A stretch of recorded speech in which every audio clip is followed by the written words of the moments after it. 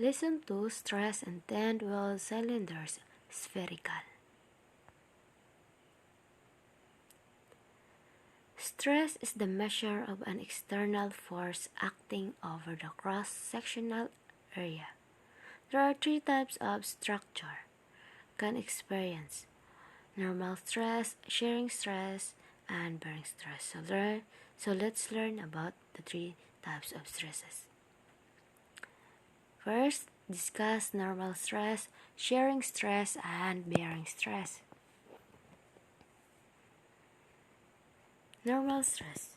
When we say normal stress, the word in mathematics means perpendicular.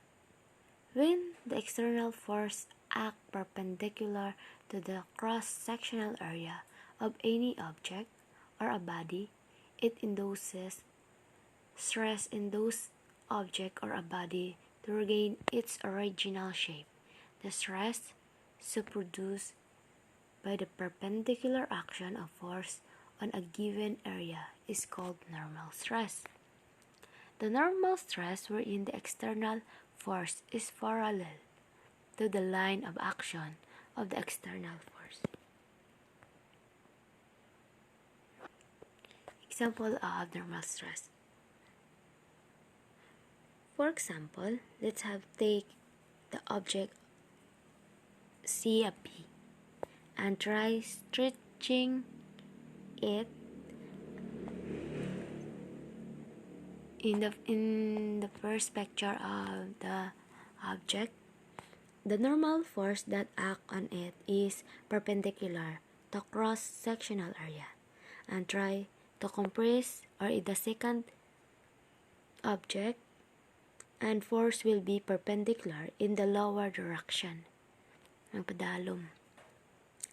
Did you know that the normal stress can be divided into 2 step category? It's called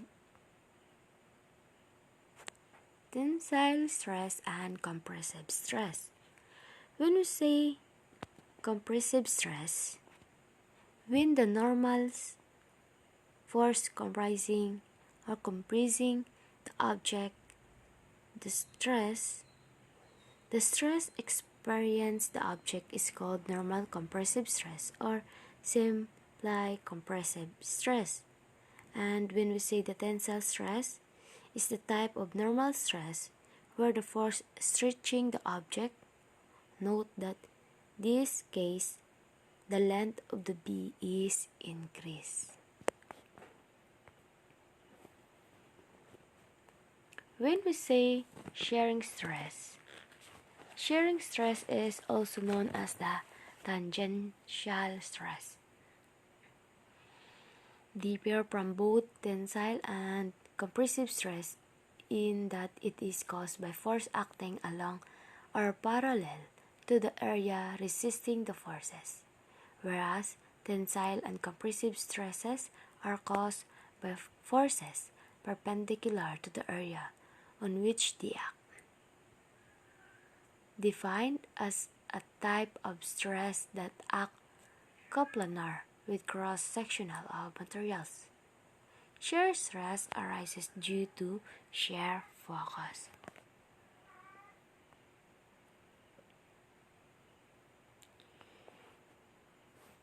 Shear stress is a vector quantity. Excess when 2 parts of materials tend to slide across each other in any typical plane of shear upon application of force parallel to the plane. Torsion is the variation of pure shear in which a structural member is twisted. Torsional forces produce a rotational motion about the longitudinal axis of one end of the member relative to the other. Shear stress is also of great importance in nature, intimately related to the downslope movement of earth materials, as in the case of avalanches.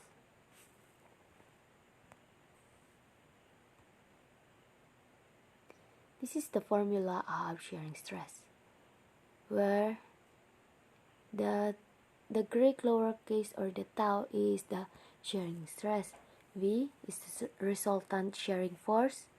E is the area. For example, a shearing stress is produced whenever the applied loads cause one section of the body to tend to slide past its adjacent section. Several examples are shown in Figure 1 to 10. In that picture. In A, the rivet resists shear across its cross-sectional area, whereas in the clevis at B, the bolt resists shear across two cross-sectional area. Ang case A may be called single-single shear, and ang case B, double shear. In picture C, a circular slug is about to be punched out of a plate. The resisting area is similar to the milled edge of the coin. In each case, the shear occurs over an area parallel to the applied load. When we say bearing stress differs from compressive stress in that the latter is the internal stress caused by a compressive force, whereas the former is a contact pressure between separate bodies. Bearing stress is the contact pressure between the separate bodies. It differs from compressive stress as it is an internal stress caused by compressive force. Example of bearing stress. Look at the picture in the Figure 1 to 11. The result of the excessive bearing stress is to cause yielding of the plate or of the rivet or both. The intensity with which the rivet bears against the rivet hole is not constant, but actually varies from the zero at the edge of the hole is not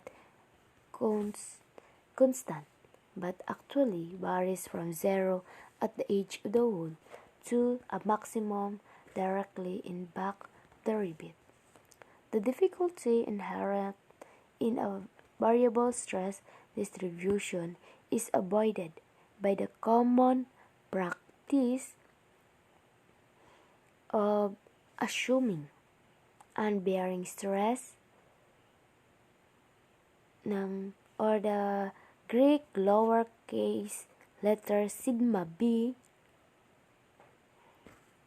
to be uniformly distributed over a reduced area, which is projected area of the rivet hole. And that is the formula and is dalom ng picture. 2. Explain direct shear and cite example. Direct shear, the shear that occurs over an area parallel to the applied load. A direct shear stress will be that across a hot head rivet or when punching a hole in something with a tool. For example, the direct shear. When cutting paper, the load is applied directly in the direction the intended shear it is to cut. Describe the induced shear. Induced shear is the shear that occurs over sections inclined with the resultant load. In continuum mechanics, shearing refers to the occurrence of a shear strain, which is a deformation of the material substance in which parallel internal surfaces slide past one another. It is induced by a shear stress in the material. Thank you.